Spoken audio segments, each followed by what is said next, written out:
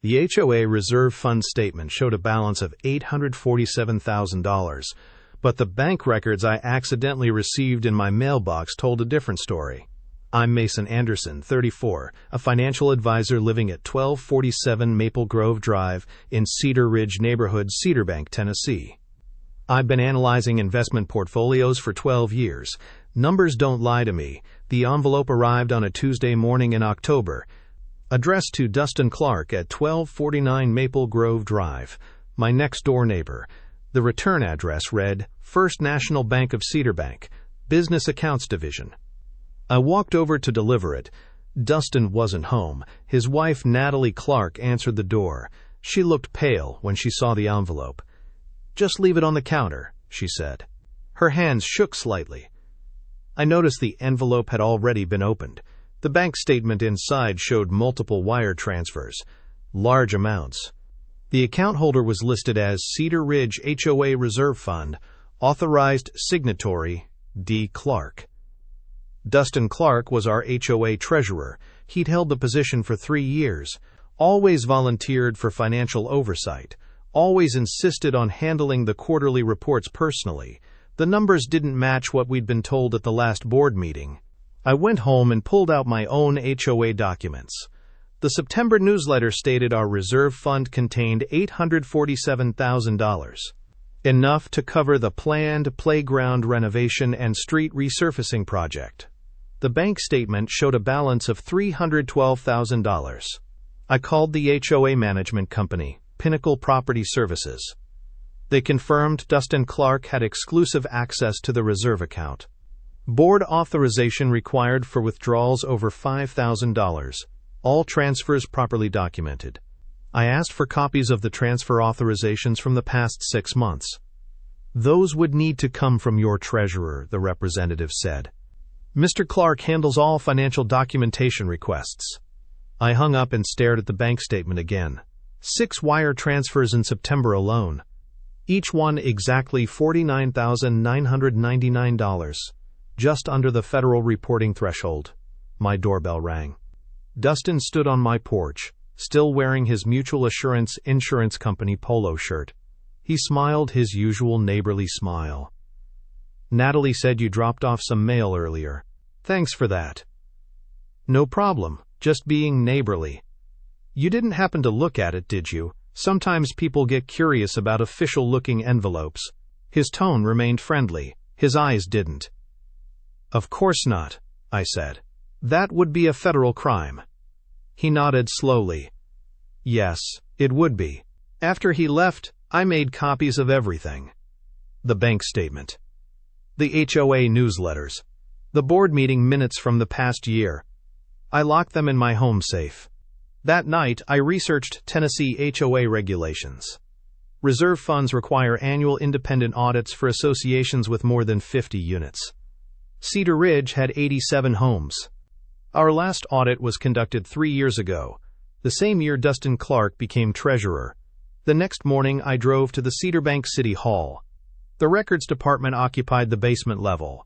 Fluorescent lights hummed overhead. Filing cabinets lined every wall. I requested all HOA registration documents for Cedar Ridge. The clerk, a woman in her 60s with reading glasses on a chain, pulled 3 thick folders. "These go back to 2019, she said. "Anything specific you're looking for?" "Financial filings, annual reports, audit documentation." She spread the papers across a metal table. I photographed each page with my phone. The 2019 audit showed a reserve fund balance of $623,000. The 2020 audit was missing. So was 2021. And 2022. "Excuse me," I said. "Are these all the filings for Cedar Ridge HOA?" She checked her computer. "That's everything we have on record. Some associations file late, some don't file at all." I thanked her and left. In my car, I called the Tennessee Department of Commerce and Insurance. They regulate HOA financial requirements. The representative confirmed that Cedar Ridge should have filed annual audits for the past 3 years. "What happens if they don't file?" I asked. "Fines. Potential dissolution of the association. Loss of legal standing." "How would I report missing filings?" "Submit a formal complaint." We'll investigate within 30 days. I drove home and found Natalie Clark watering her front garden. She waved as I pulled into my driveway. "Beautiful morning," she called out. "It is. Hey, quick question about the HOA. When was our last financial audit?" Her smile faltered slightly. "Oh, I don't really handle that side of things. Dustin takes care of all the paperwork." "Right. Just curious because I'm thinking about running for the board next year." "That's wonderful. We could use more involvement." She went back inside quickly. Too quickly. That afternoon, I visited 3 other neighbors. Casual conversations about HOA finances. Everyone assumed Dustin handled everything properly. He was an insurance agent after all. He understood money. Nobody had seen an audit report in years. I spent the evening researching Dustin Clark's background. His insurance license was current, no disciplinary actions, no criminal record. He'd lived in Cedar Ridge for 8 years, married to Natalie for 12 years, no children. His social media showed expensive vacations, a new BMW in the driveway, recent kitchen renovation, all within the past 2 years. I calculated his likely income as a mid-level insurance agent. Maybe $75,000 annually. The lifestyle suggested significantly more. Wednesday morning, I called Pinnacle Property Services again. Different representative this time. "I need to understand the authorization process for reserve fund withdrawals," I said. "Are you on the board?" "I'm considering running. Want to understand the procedures." She explained the process. Withdrawals over $5,000 required written authorization from 2 board members.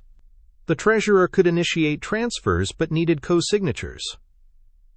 "Who are the current authorized signers for Cedar Ridge?" "Let me check. Dustin Clark is treasurer. And ours." That's odd." "What's odd?" "The co-signer authorization expired in 2021. We should have updated paperwork on file." My stomach dropped. "So who's been authorizing the transfers?" "According to our records, just Mr. Clark. But that's not supposed to be possible for amounts over $5,000. I hung up and immediately called the bank. After 20 minutes of transfers and hold music, I reached someone who could help. "I need to understand the signature requirements for the Cedar Ridge HOA reserve account. Are you an authorized account holder?" "I'm a homeowner in the association." "I'm concerned about unauthorized transfers.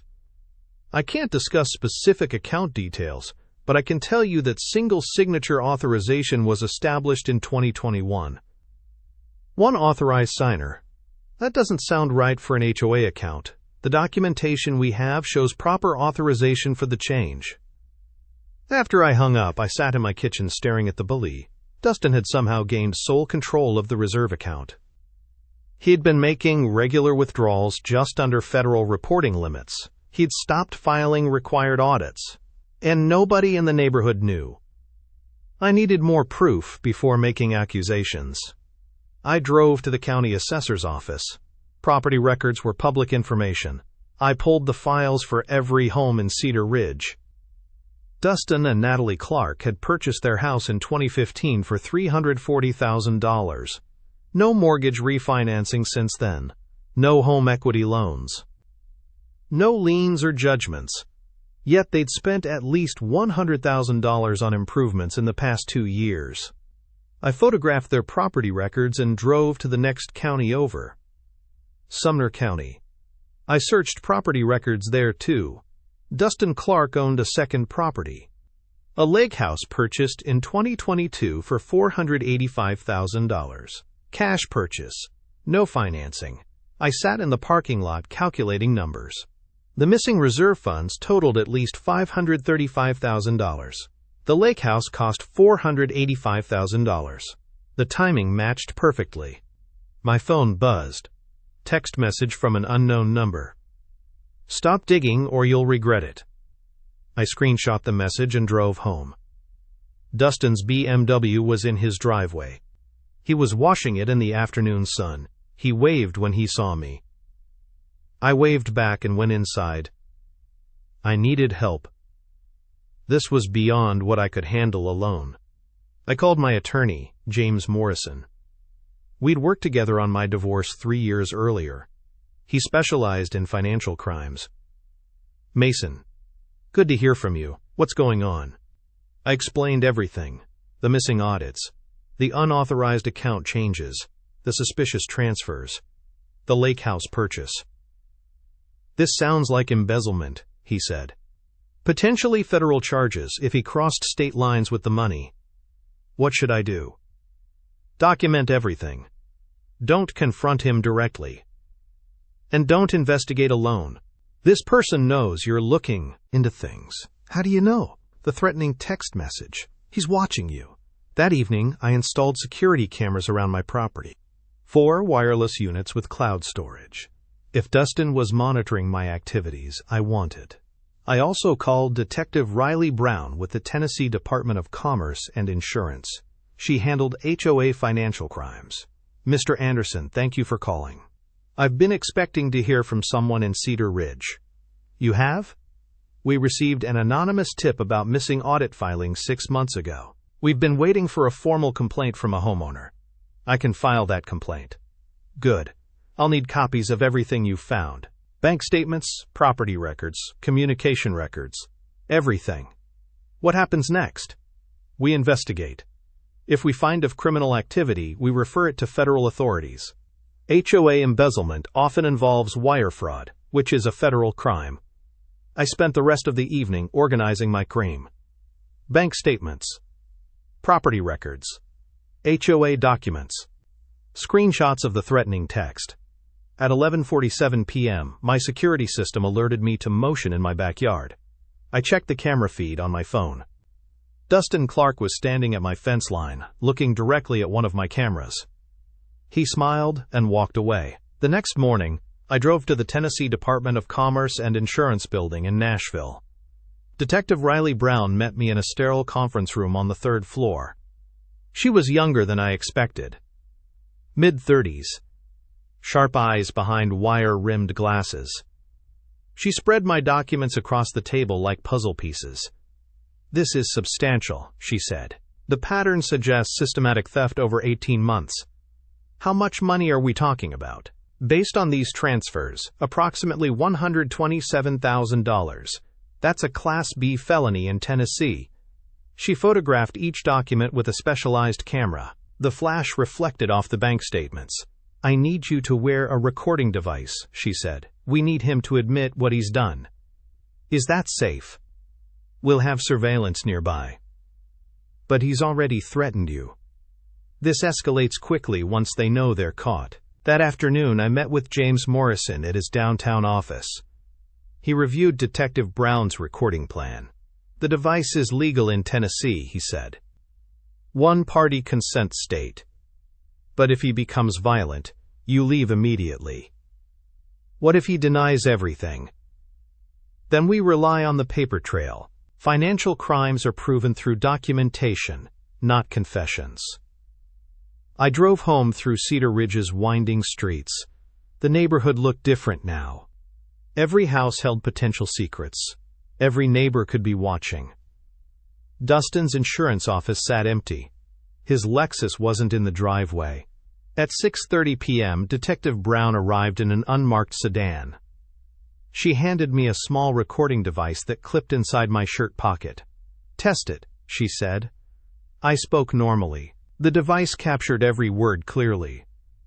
Remember, keep him talking about the HOA finances. Ask specific questions about the reserve fund. Don't accuse him directly. What if he runs? We have units positioned at both neighborhood exits. I walked across the street to Dustin's house. The porch light was on. His Lexus had returned. I knocked on the front door. Footsteps approached from inside. Dustin opened the door wearing a Tennessee Titans jersey and khaki shorts. His smile looked forced. Mason! What brings you by? I wanted to talk about the HOA audit situation. As treasurer, I'm concerned about the missing documentation. His smile faded slightly. Come in. We can discuss it. The living room was immaculate. Leather furniture, expensive artwork, a 75-inch television mounted above a stone fireplace. "Nice place," I said. "Business must be good. Insurance is steady work. Can I get you something to drink?" "Water would be great." He disappeared into the kitchen. I heard ice clinking in glasses. The recording device felt heavy in my pocket. He returned with 2 glasses of water. We sat on opposite ends of his leather couch. "So what specifically concerns you about the audit?" he asked. "The missing reports from the last 18 months. The bank statements show unusual activity." "What kind of activity?" "Large transfers to accounts I don't recognize. Changes to our banking setup without board approval."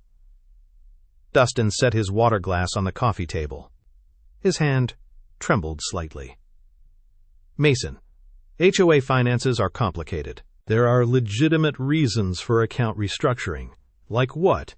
"Investment opportunities, better interest rates, operational efficiency." "But the board never voted on these changes." "Sometimes urgent decisions can't wait for monthly meetings," I leaned. "Dustin, I found records of transfers to an account linked to your lake house purchase." His face went pale. The room fell silent except for the air conditioning humming. "That's impossible," he said finally. "I have the bank records, the property deed. The timeline matches perfectly." Dustin stood up and walked to the window. He looked out at the street for a long moment. "You don't understand the pressure I was under," he said quietly. "What pressure?" "My insurance business was failing. I had debts. The lake house was supposed to be an investment." "So you stole from the HOA?" "I borrowed from the reserve fund. I plan to pay it back." $127,000 isn't borrowing, Dustin. It's theft." He turned around. His expression had changed. The friendly neighbor mask was gone. "You have no idea what you're dealing with," he said. "I have connections in this city. People who owe me favors." "Are you threatening me?" "I'm explaining reality. Drop this investigation or you'll regret it." "Like I regretted getting that text message last night?" "What text message?" "The one telling me to mind my own business." Dustin's eyes narrowed. "I never sent you any text." "Then who did?" "Maybe someone else who wants this to stay quiet." The implication hit me like cold water. Dustin wasn't working alone. "Who else knows about the missing money?" I asked. "That's not your concern." "It is if other board members are involved." Dustin walked back to the couch but didn't sit down. He loomed over me. "Mason, you're a smart guy. You understand risk assessment. Walking away now is the smart play. And if I don't? Then you'll discover that Cedar Ridge isn't as safe as you think." I stood up. The recording device captured every word. "I think we're done here," I said. "Yes, we are." I walked to the front door. Dustin followed close behind. "Mason," he said as I reached for the doorknob. "Remember what I said about connections?" I left without responding. Detective Brown's sedan was parked 3 houses down. I walked normally until I reached my driveway. My phone buzzed with a text from an unknown number. "Last warning." I called Detective Brown immediately. "We heard everything," she said. "That's a confession and a threat. We're moving in." He said he has connections. Other people involved. "We'll find out who. Stay inside your house until we're finished." Through my front window, I watched unmarked cars converge on Dustin's property.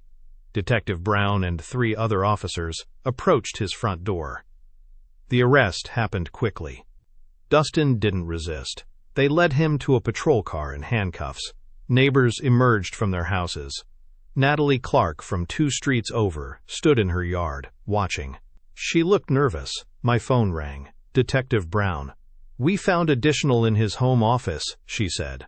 "Financial records showing payments to other HOA board members." "Who?"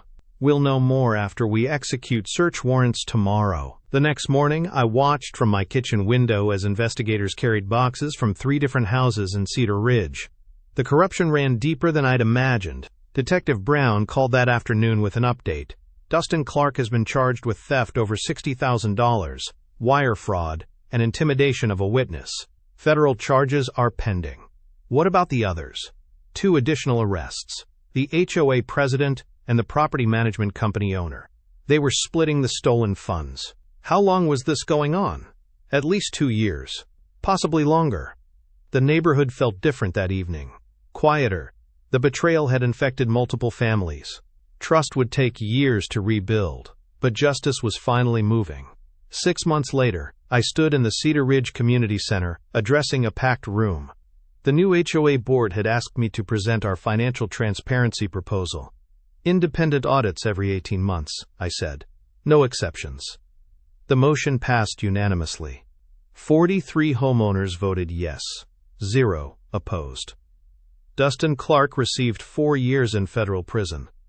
The HOA president got 3 years.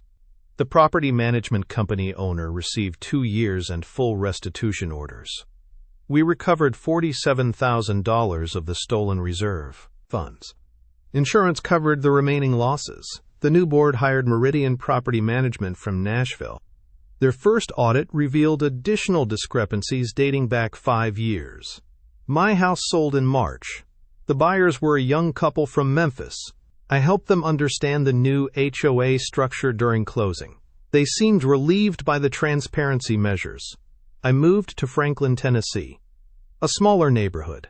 Simpler HOA rules. The board meetings happen in residents' living rooms instead of rented conference spaces. But I stayed involved in Cedar Ridge's recovery. The new board asked me to serve as financial oversight advisor. I accepted. The position requires reviewing all expenditures over $500 and attending quarterly budget meetings. Natalie Clark moved away in February. Her connection to Dustin's scheme remained unclear. Detective Brown said the investigation found no of her involvement. Still, the neighborhood association made her uncomfortable. 3 other families relocated. The betrayal had damaged more than finances. It broke the basic trust that makes suburban communities function. The remaining residents worked to rebuild that foundation. We organized monthly coffee meetings, voluntary but well attended. People shared concerns openly instead of letting suspicions fester. I lobby for legislation requiring independent HOA financial audits. The Tennessee legislature is considering a bill mandating annual reviews for communities with budgets exceeding $100,000. Representative Williams from District 37 sponsored the proposal. Cedar Ridge became a case study. The Tennessee HOA Association uses our experience in their fraud prevention seminars. Detective Brown speaks at their conferences about financial crime warning signs. My new neighborhood in Franklin feels peaceful. The HOA board publishes detailed monthly financial reports. Every expenditure gets documented with receipts and vendor contracts. Board meetings include open discussion periods.